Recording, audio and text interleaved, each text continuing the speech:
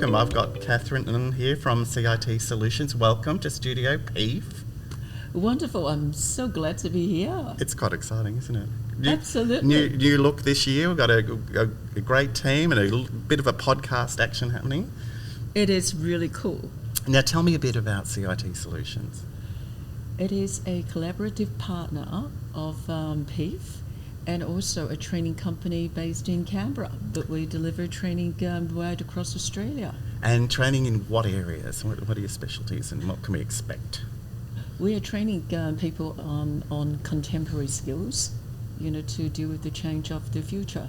So including preparing, our learners, students to be the superstar of organisations with the skills to excel in the 21st century. So the topic of our conference this year is the future of work, and It's the topic of societies around the world at the moment. It's very topical. What's the future of learning, and how do you effectively prepare people for a workplace that is changing rapidly? Absolutely, Greg. It's just amazing to try to actually understand what people want to learn, the contemporary skills to meet with the challenges and opportunities at the workplace. Say, for example, even though as simple as hybrid, learning, hybrid working environment and how, people can work together in, remote locations and collaborate, successfully. And I think this is one, and also technology. My goodness, the digital skills, requirement for people even though able to have remote meetings. We train people in communications and how to use technology to even though conduct meetings, to present in meetings. Those are the type of skills as well. And also, I think in post-COVID, how to actually, strike the balance. The work-life balance and changing the mode of working. I think those are the skills that we, impart on, people, and sharing and resilience. We have been having more training in the mental health, area, and also resilience, first aid, and helping and supporting, managers and how to even to deal with social cycle,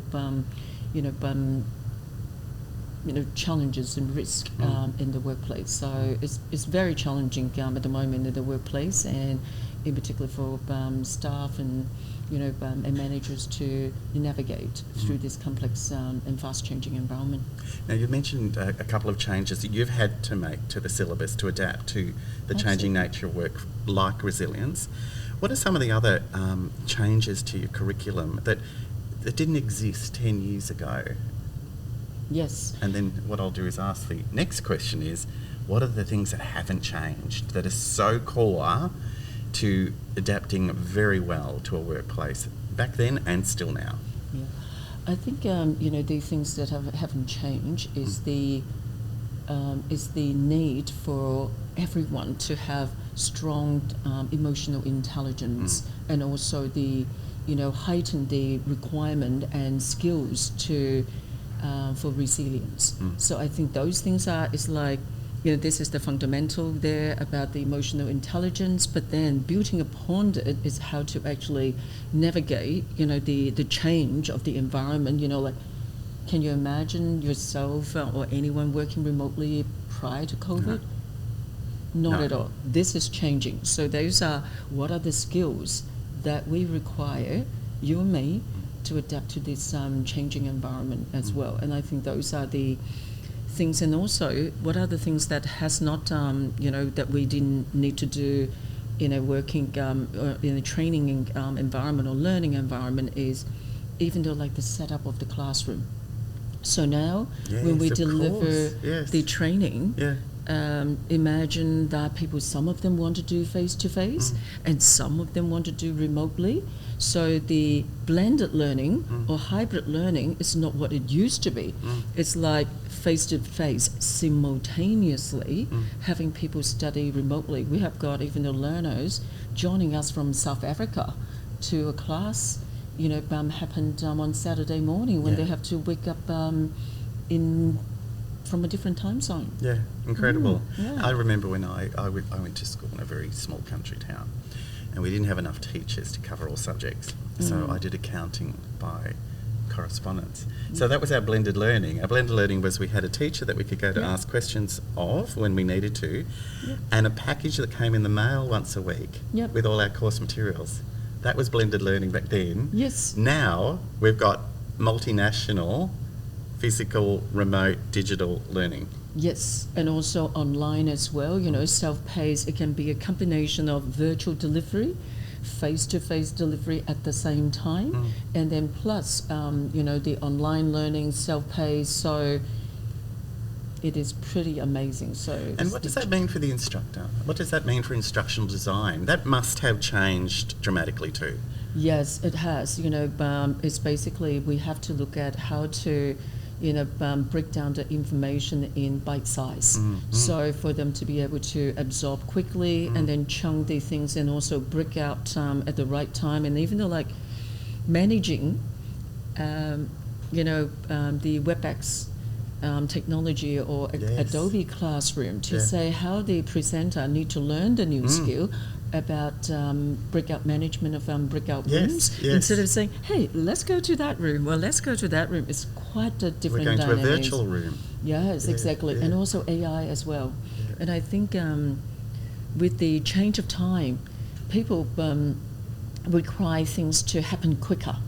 So the expectation of now become you know, more demanding than ever. So they expect fast response time and also meeting the individual requirement and kind of like more personalized service for them as well. And I think this is the change, including in normal service delivery setting and also in learning environment as well. And it's interesting, we're still demand for personalised service in what can be a very impersonal environment, you know, on the computer sitting at home in another country, potentially. Yes, but then at the same time, because of virtual delivery, that bring it closer to the face-to-face mode, but it's still, you know, technology sometimes is not that stable. While we were talking about this digital world is happening, you know, yesterday I was at a conference and people joined online, but it was really challenging for them. They couldn't hear, and then or they dropped out. So there are still challenges in finessing the perfect world, but I can see in the future, even there will be like more, you know, things happen this way in the learning environment for everyone to be like bringing global citizens basically through the technology in one room, and also learning with AI technology that changing because of your prior learning. So it become even though more personalized and technologies out there.